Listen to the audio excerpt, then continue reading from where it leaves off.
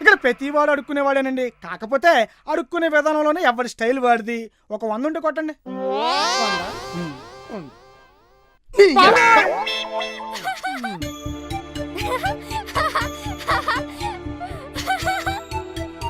అది మళ్ళీ ఆపింది. ప్రసన్న రావే.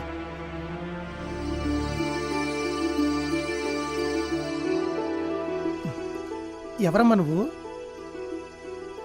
ఓ, ఎవరికోసం అన్న వెయిట్ చేస్తున్నావా? నాకెవ్వరూ లేరు.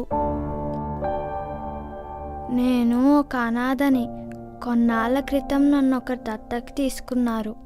మా హోమ్ నుంచి బయటికి వచ్చిన మొదటి ఆడపిల్లని నేను. బాగానే చూసుకున్నారు.